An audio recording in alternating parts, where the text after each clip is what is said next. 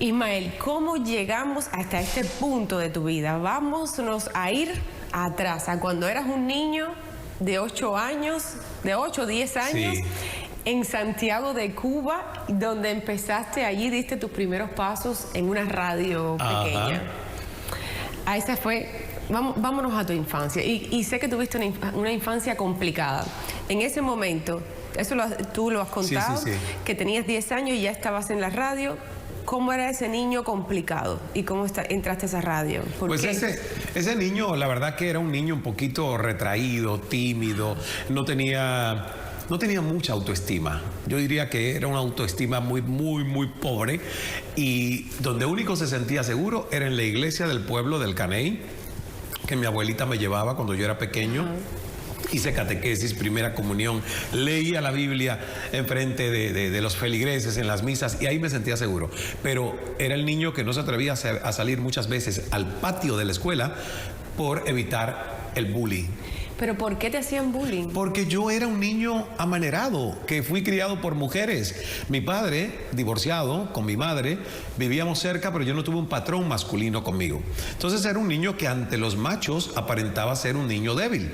Entonces, claro, pues por ahí venía el bullying. También las orejas las tenía como muy salidas. Entonces me decían Dumbo, me decían aeroplano, avioneta. ¿Te operaste las orejas? No, me las pegaba. Porque yo no veo eso. Me las pegaba con unos tapes acá, unos esparadrapos, le decían en Cuba, porque imagínate tú, yo tenía las orejas acá y yo sufría con eso, yo me las pegaba y creo que se han mejorado. Pero totalmente. No, dime la verdad, ¿te operaste las orejas? No, te juro que yo no me he operado absolutamente nada. La única operación que yo tengo en este cuerpo fue a los 13 años de varicoceli, que todavía fue en un hospital infantil en Cuba. Y eso es unas venitas que salen alrededor del testículo de un hombre. Ajá. Entonces esa fue la única operación que a mí me hicieron a los 13 años. A los 13. Pero tú estabas rodeado, tú eres un niño inseguro y retraído, pero estabas rodeado de mucho amor. Mucho amor. ¿Y por qué? Mamá, papá, abuela, tía, abuela, y sobre todo, como tú lo dijiste, la radio. Mi maestra vocacional, Nilda G. Alemán, desde los 8 años, todos los sábados, mi madre me llevaba a esa emisora de radio en Santiago de Cuba, me dejaba allí a las 9 de la mañana, empezaba un entrenamiento de 9 a las 12 del mediodía. Para los niños de allí Eran como 15 niños. ¿De qué lugar de Santiago de Cuba tú eres? Yo soy del Caney, que es un pueblo a 7 kilómetros de la ciudad de Santiago de Cuba. Un pueblito. Un pueblito, imagínate. Un pueblito, el Caney. Pero famoso, porque es el que tiene la canción Frutas del Caney. Claro, el Caney me suena mucho por las canciones. Oriente, tierra de amores.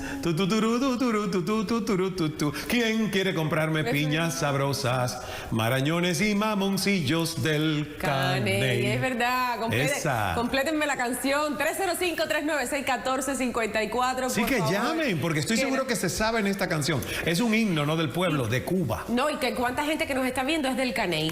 Pues de ahí, del Caney, es nuestro querido Ismael Calas. ¿Qué tal? Y entonces tú te sentías un niño inseguro y retraído con todo ese amor que te rodeaba.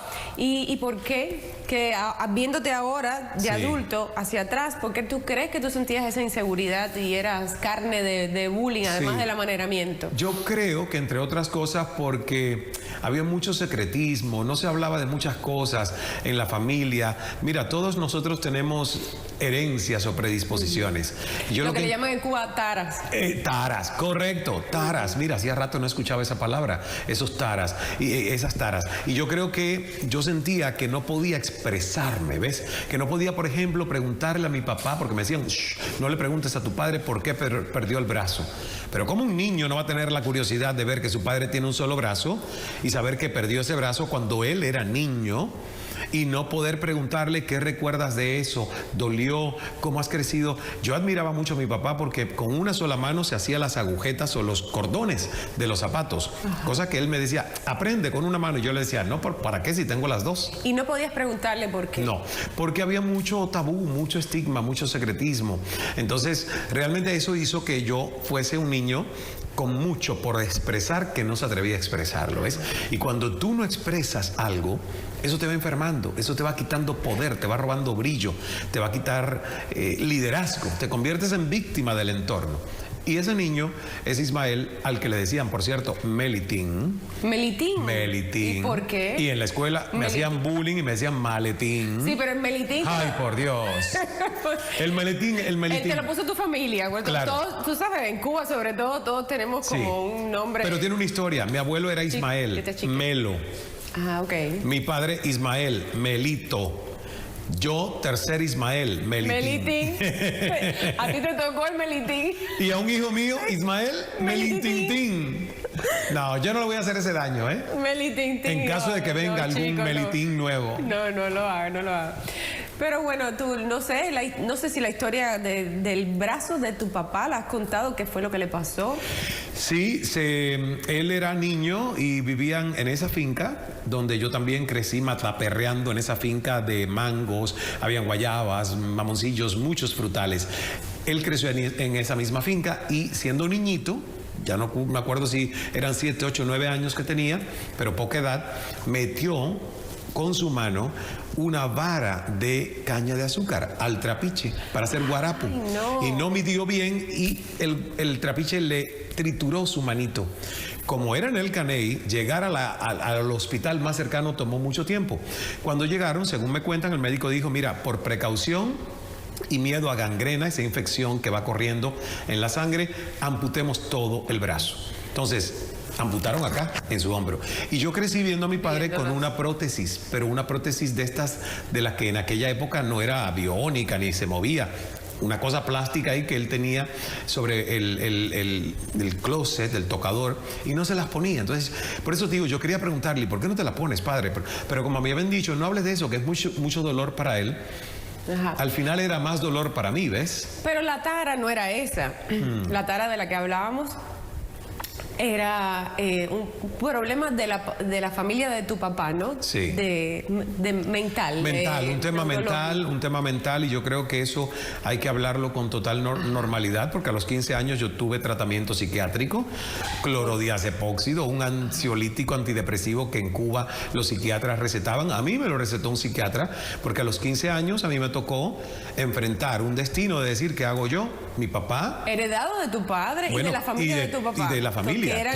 Claro. Que tenían esa tara de la que tú Aunque hablabas, tenemos, ¿no?, por ambas partes, tenemos por ambas partes, porque sí, la verdad que por parte de la familia de mi madre también ha habido abuso de sustancias y de pastillas. Wow. Y por parte de mi padre, de la familia de mi padre, lo que ha habido es el tema de maníacos depresivos, esquizofrenia, a ver si el diagnóstico era correcto. Recuerda, Yossi, que todo este tema de enfermedades mentales, por mucho tiempo los diagnósticos no eran certeros, ¿verdad? Antes, por ejemplo, a mi padre a los 15 años le dieron electroshocks. Cuando yo tenía 15, y yo fui a verlo después de una sesión de electroshocks. Imagínate un niño de 15 años que ve a su padre adormecido, sin poder hablar, por el efecto de los electroshocks.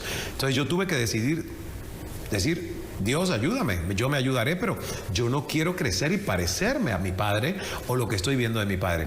Y en esa edad fue un conflicto interno que a mí me causó pesadillas, insomnio. Yo tenía delirio de persecución. O sea, yo era un adolescente perturbado. Y esa es la realidad. Y tomabas medicamentos. Y tomaba medicamentos. Y mira, hoy estoy meditado, sí, y no medicado. Claro, pero en aquel momento tú no sabías manejar tus emociones. Nada. Eras muy joven. ¿Era con pastillas? ¿Alguna vez pensaste en atentar contra tu vida? Una sola vez. Y es un incidente que creo que conté en alguno de los libros. Y fue una sola vez, estando en 9º grado, también a esa edad, 15, 16 años, algo así, casi 17. Me faltaban 3 meses para terminar mi 9º grado en la Escuela Vocacional Antonio Maceo de Santiago de Cuba. Y fue un episodio de bullying, una vez más. Llego al dormitorio de los varones, había un círculo de estos energúmenos riéndose, una peste a heces fecales, por no decir lo que un cubano diría, que sabemos ya cuál es la expresión. Yo decía, ¿de dónde viene esta peste? Por Dios. Venía de mi armarito al lado de mi litera y habían puesto heces humanas sacadas del baño en una carpetita que mi padre me había regalado después de más de un año de yo convencerlo. Regálame esto. Ahí. Y el bullying era toda esta risa. ¿Y sabes qué? Era un 5º piso. Y te juro que me pasó por la mente, yo no voy a pelear con esto. Yo nunca fui violento y todavía no lo soy. No puedo pensar que me toca realmente defenderme con lo físico. Y nada, yo llamé a mi madre y le dije, si no vienes a buscarme aquí, en 15 minutos me lanzo de este 5º piso. Mira, yo no creo que lo iba a ejecutar, pero sí me pasó por la mente el pensamiento.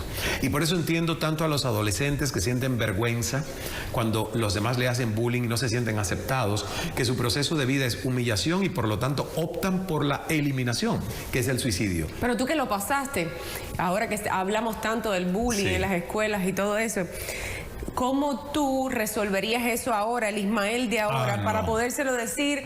Digamos que hay un abuelito viéndonos que sabe que su nieto está pasando, lo tengo mucho, en muchos de nuestros televidentes están pasando por eso con sus nietos y sus hijos en la escuela. ¿Qué tú le recomendarías? ¿Qué le aconsejarías para poder vencer el bullying? Le diría que hay que escuchar primero al adolescente, que hay que permitirle drenar.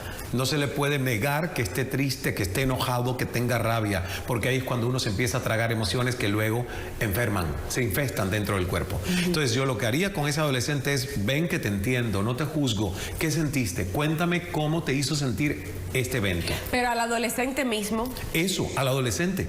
¿Cómo te hizo sentir este evento? Muestra tu rabia, sientes enojo, porque eso es importante, que diga cómo siente. Y luego le dices, ¿sabes qué? Todo esto es cuestión de tiempo. En este momento tú estás sufriendo, pero estas son las cosas que te hacen más fuertes. No vivas dependiendo de la opinión de los demás. Este acto refleja más lo que ellos llevan dentro que lo que eres tú. Entonces le daría ese coaching de sentirse arropado, querido, protegido, que al final fue lo que hizo mi madre. Mi madre estuvo allí y dijo, me lo llevo.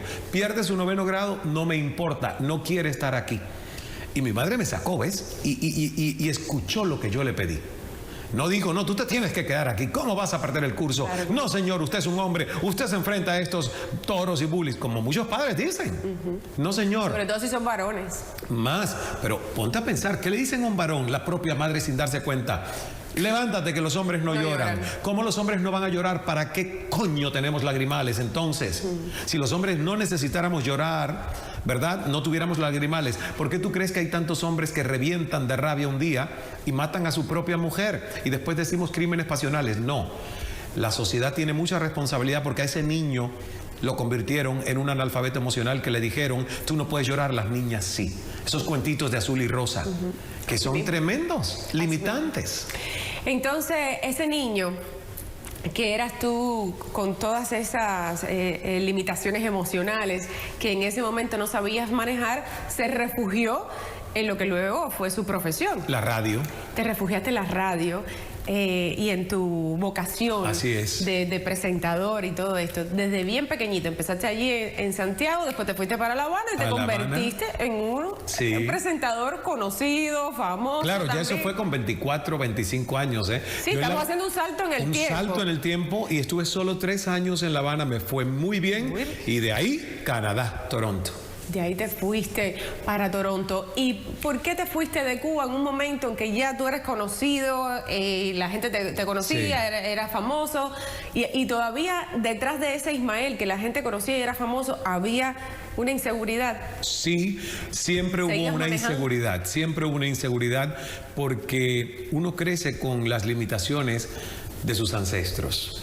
Uno recibe el programa de tus bisabuelos, abuelos, tatarabuelos y tú lo vas ahí cultivando. Fíjate que cuando alguien le dice a otro, oye, ¿te pareces tanto a tu padre? Y la gente se ofende y digo, pero ¿cómo no te vas a parecer a tu padre? Si tu padre te crió, hizo lo mejor posible, pero tú heredas sus virtudes, pero también sus miedos y sus temores. Entonces, ese Ismael quiso conocer el mundo para reivindicar la historia de sus antepasados. Yo todo lo que hago digo, Padre, espero que tú estés viendo y siendo testigo, y yo sé que me empujas a que yo pueda pasar el límite de las limitaciones de tu historia de vida, ¿ves? Y siempre celebro todo lo que hago, no solo por mí, por lo que a lo mejor no pudo lograr mi padre, porque mi padre fue un ingeniero químico azucarero brillante, pero simplemente esas voces en su cabeza secuestraron su conciencia y por lo tanto le creyó a las voces y las voces lo inhabilitaron. Entonces uno tiene que reivindicar las luchas, tribulaciones de sus ancestros